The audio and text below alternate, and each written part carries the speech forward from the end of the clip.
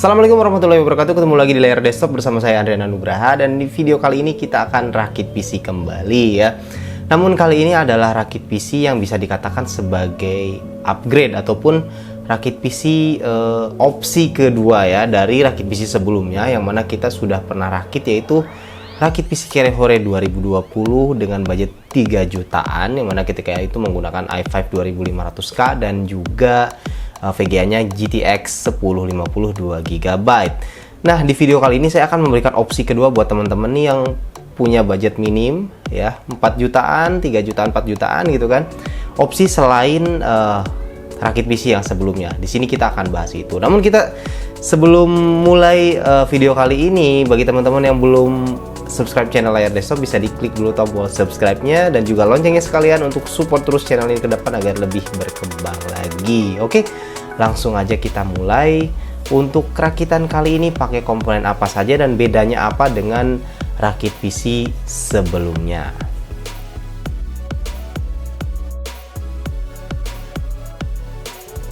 Oke, sebelumnya kita flashback terlebih dahulu. Apa sih komponen yang kita gunakan ketika kita merakit PC dengan budget 3 jutaan ketika itu ya, di rakit PC Cerehore 2020 dengan budget 3 jutaan. Ketika itu kita gunakan prosesor dari Intel, yaitu Intel Core i5 2500K. Kemudian motherboardnya kita gunakan H61 ya, Asus H61 dengan VGA card Zotac GTX 1050 2GB ya. Kemudian RAM-nya pakai Hynix 2x4GB DDR3, PSU pakai First Player DK4 ya, 400 watt 80 plus bronze. Kemudian hard disk kita gunakan hard disk rekondisi 500GB, dan CPU cooler pakai Cooler Master Hyper T20. Dan terakhir casing kita gunakan casing dari Tecware Nexus Evo White ya. Dengan total budget ketika itu adalah sekitar 3,7 sampai 3,8 jutaan ya. Nah, untuk video kali ini budgetnya sedikit di atas rakitan sebelumnya ya, dimana kita ada beberapa yang kita ganti di sini untuk mendapatkan extra performance. Nah, apa aja yang diganti? Untuk prosesor kita tidak mengganti prosesor karena memang i5 2500K ini termasuk yang cukup performanya cukup baik ya di kelasnya, untuk rentang harga prosesor 500 ribuan itu termasuk yang sudah cukup mumpuni, makanya kita di sini nggak ganti.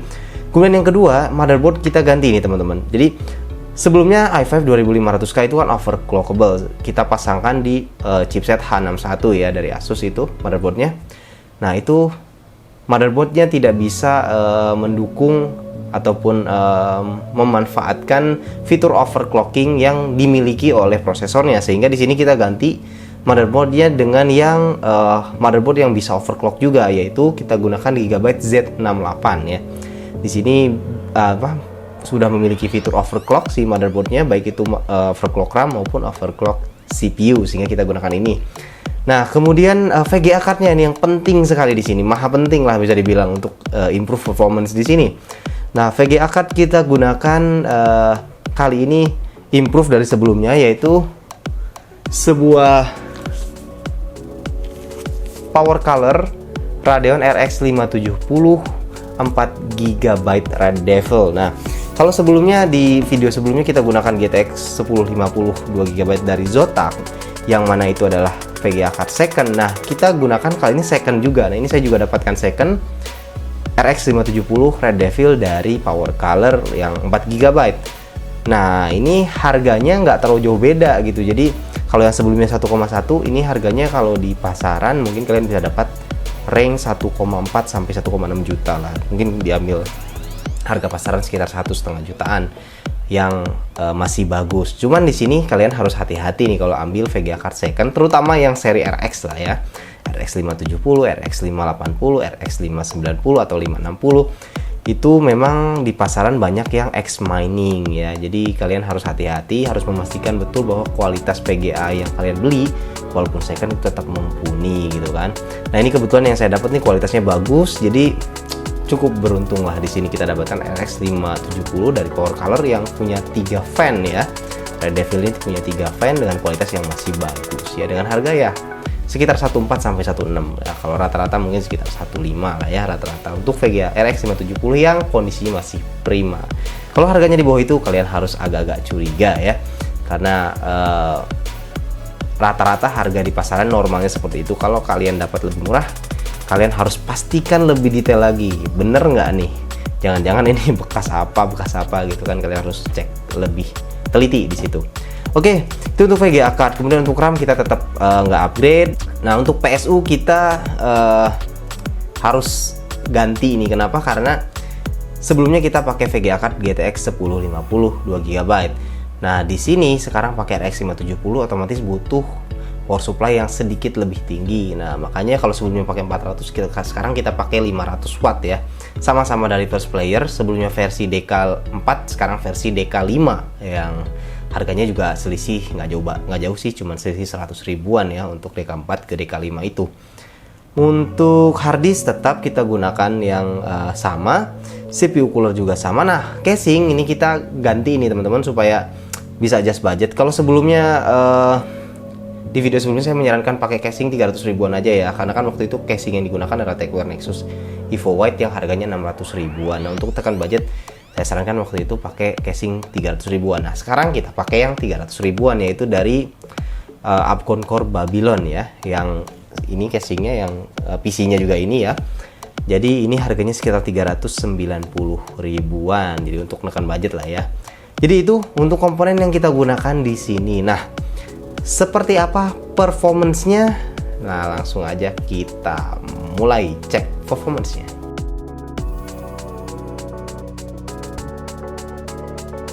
Oke, yang pertama seperti biasa kita mulai dengan hasil dari benchmark sintetis. Nah, di sini kita gunakan Cinebench R15 ya untuk benchmark sintetis yang pertama. Untuk Cinebench R15 ini kita ada dua kondisi, yaitu kondisi default 3,3 GHz all core dan juga kondisi saat kita overclock si CPU-nya ya, i5 2500K-nya ke 4,0 GHz all core ya. Nah, ini karena memang CPU maupun juga motherboardnya itu support untuk overclocking, maka kita di sini ada lakukan overclock juga. Nah, untuk kondisi default 3,3 GHz all core, untuk multicore-nya dapat poin sekitar 444 CB, sedangkan single core-nya adalah 125 CB. Nah, ketika kita overclock ke 4 GHz all core, itu terjadi improvement untuk multicore yaitu sekitar 16,7% menjadi 518 CB ya.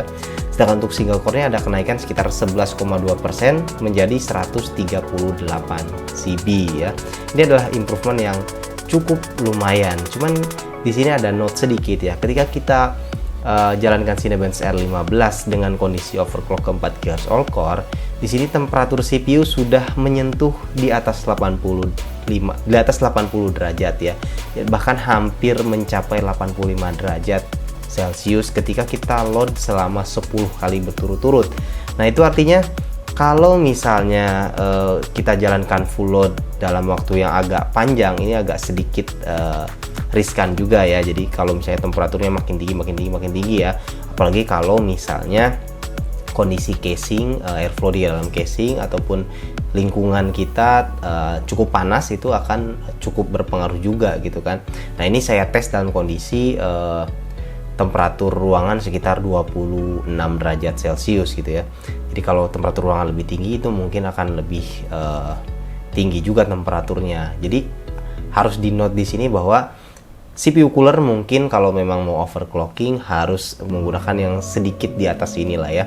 Kalau ini kita gunakan Hyper T20 yang bisa dibilang mini CPU cooler ya. Mungkin perlu upgrade kalau misalnya kalian memang ingin overclocking ya di PC seperti ini gitu. Oke, untuk yang berikutnya, yang kedua, yaitu adalah benchmark sintetis menggunakan 3D Mark ya.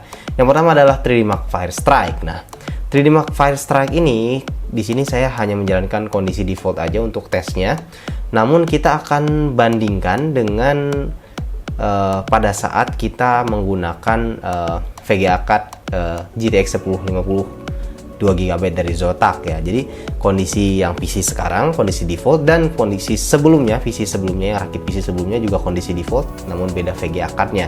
Di sini kita akan lihat perbedaannya seberapa besar ya. Oke, untuk 3D Mark Firestrike untuk total score untuk PC yang satu ini dengan i5 2500K dan RX 570 4GB, total skornya adalah 9.809 poin ya. Sedangkan pada PC yang sebelumnya saat gunakan 1050 2GB itu 5.793 poin. Cukup jauh ya selisihnya, atau sekitar 69% lebih tinggi ya untuk PC yang satu ini dibanding yang sebelumnya untuk total score di Firestrike ya. Kemudian untuk grafik skornya lebih signifikan lagi. Di sini untuk grafik skor poinnya adalah untuk PC satu ini adalah 13.785. Berarti itu adalah skor dari RX 570-nya ya. Sedangkan skor untuk GTX 1050 2GB sebelumnya adalah 6.902. Jadi hampir 2 kali lipatnya lebih tinggi ya yang RX 570 4GB dibanding GTX 1050 2GB. Jadi ini mungkin juga salah satu improvement yang cukup kerasa. Jadi kalau misalnya kalian punya extra budget sih, saya rasa mendingan kalian langsung ambil RX 570 aja kalau budgetnya cukup, misalnya budget lebih tinggi daripada yang rakitan sebelumnya ya. Untuk basic score itu, untuk CPU skornya saya rasa bisa diabaikan karena hampir sama, karena sama-sama menggunakan i5 2500K. Nah untuk 3D Mark yang berikutnya adalah 3D Mark Time Spy ya. Untuk PC yang satu ini total skornya adalah 3633 ya. Sedangkan PC sebelumnya saat rakitan Cerehole 3 jutaan itu menggunakan GTX 1050 2GB dari Zotac itu adalah 1971.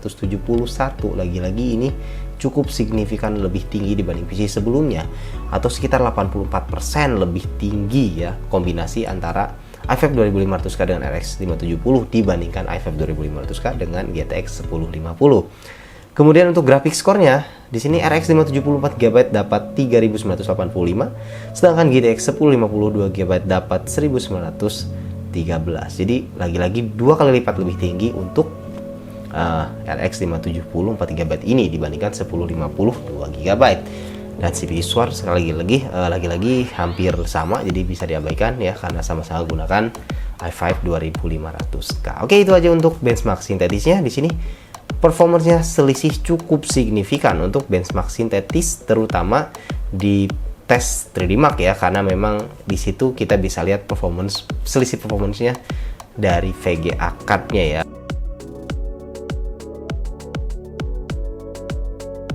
Oke, langsung kita mulai dengan gaming performance. Nah, di gaming performance ini saya di sini hanya gunakan 2 game aja untuk melihat perbedaannya terhadap PC sebelumnya ya. Yaitu kita gunakan GTA 5 dan juga Battlefield 5. Nah, untuk game pertama GTA 5 ya, di sini kita ada beberapa kondisi nih. Yang pertama kondisi default dan yang kedua kondisi overclock ke 4 GHz all core. Kita lihat seberapa jauh perbedaannya. Di resolusi 1080p dengan preset high ya. Di sini pada saat kondisi default kombinasi i5 2500K dan RX 570 4GB itu bisa menghasilkan rata-rata FPS sekitar 88 FPS ya. Dengan CPU temperatur dan GPU temperatur yang masih oke ya. CPU temperatur di rata-rata sekitar 60-an ya, sedangkan GPU temperatur itu sedikit agak hangat ya, ke 70 derajat Celcius, kondisi fan-nya auto ya gitu kan. Oke, sedangkan ketika kita bandingkan dengan PC sebelumnya saat menggunakan i5 2500K dan GTX 1050 2GB, ketika itu untuk GTA 5 dengan preset high sama-sama di benchmark dengan GTA 5 itu dapat rata-rata FPS sekitar 74 FPS. Jadi selisihnya itu sekitar 14 FPS lebih rendah ya untuk PC sebelumnya dibanding PC yang satu ini. Jadi ini improvement yang lumayan ya, 14 FPS lebih tinggi dengan mengganti sebuah VGA card-nya dari 1052GB ke RX 570 4GB di game GTA 5. Nah, berikutnya kita juga coba lakukan overclocking ya. Jadi i5 2500K dari defaultnya di 3,3 GHz all core kita naikkan ke 4 GHz all core. Nah, bagaimana performance-nya di game GTA 5 ini? Kenapa di game GTA 5 ini kita lihat perbedaannya? Karena memang game GTA 5 ini kebetulan adalah game yang salah satu game yang cukup CPU bound. Jadi kita mau lihat di sini performance dengan lakukan overclocking apakah improve banyak atau tidak gitu kan. Dan di sini ketika kita lakukan overclocking, rata-rata FPS-nya adalah menjadi sekitar 95 FPS atau naik sekitar 7 FPS dibanding saat kita kondisi default ya, si i5 2500K-nya.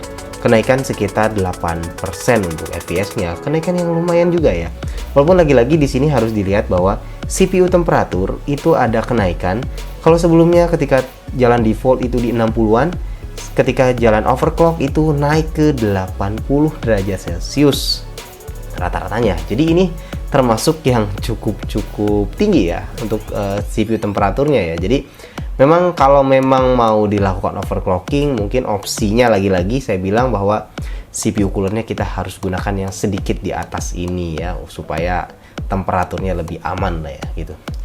Oke, langsung kita mulai atau kita masuk ke game yang kedua, yaitu sama-sama game AAA, yaitu Battlefield 5. Nah, di sini presetnya medium di resolusi 1080p ya. Kita bandingkan antara PC yang sekarang ini dengan PC yang sebelumnya lagi-lagi ya. Nah, di PC yang satu ini kombinasi antara i5 2500K dengan RX 570 4GB bisa menghasilkan rata-rata FPS 60 fps ya untuk Battlefield 5 di preset medium 1080p ini, dengan temperatur CPU sekitar 61 derajat ya, dan temperatur GPU di sekitaran 68 derajat. Temperatur yang masih sangat-sangat nyaman ya, sangat adem dan bisa cukup nyaman untuk dimainkan sehari-hari. Sedangkan kalau kita bandingkan dengan PC sebelumnya, itu kombinasi i5 2500K dengan GTX 1050 2GB, ketika itu di scene yang sama untuk Battlefield 5 preset medium itu bisa menghasilkan sekitar 53 fps rata-rata, atau selisihnya adalah sekitar 7 fps lebih tinggi untuk PC yang satu ini ya, ketika kita menggunakan RX 570. Selisih yang nggak setinggi di GTA 5 tadi ya, tapi ya tetap lumayan lah, saya rasa sekitar 7 fps itu cukup lumayan juga gitu selisihnya.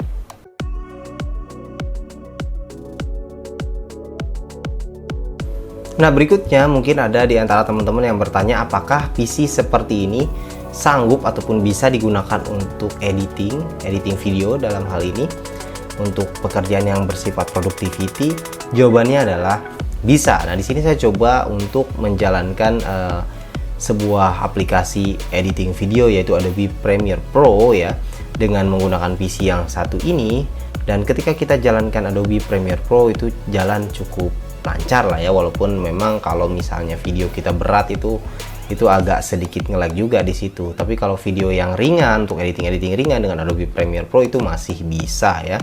Nah, ketika kita lakukan encoding video, di sini saya coba jalankan, yaitu saya coba encoding ulang video berdurasi 15 menit 40 detik ya, sebuah video yang beresolusi 1080p untuk YouTube.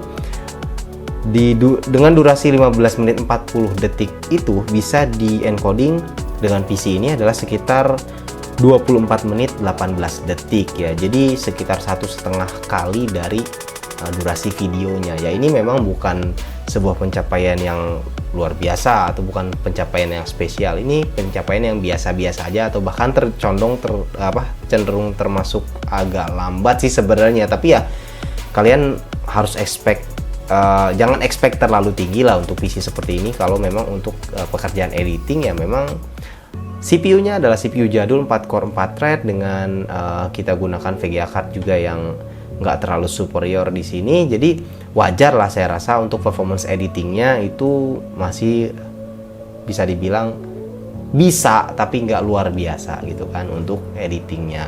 Nah, kalau misalnya mau lebih lancar lagi, sebenarnya kita bisa gunakan aplikasi yang lain yang tidak seperti atau tidak seberat Adobe Premiere Pro. Misalnya kita bisa gunakan Filmora gitu kan, yang itu akan lebih smooth, akan lebih lancar lagi kalau spek PC kita seperti ini untuk editing video.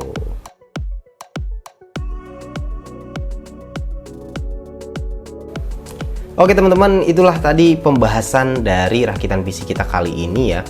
Nah, rakitan PC yang satu ini adalah opsi kedua lah bisa dibilang ya untuk rakit PC Cerehore 2020, selain yang sebelumnya kita sudah pernah berikan video rakit PC-nya, yaitu dengan menggunakan i5 2500K dan GTX 1050 2GB ketika itu. Nah, di sini kita berikan opsi kedua, yaitu menggunakan sama-sama i5 2500K tapi kita gunakan RX 570 4GB dari Power Color Red Devil ini ya.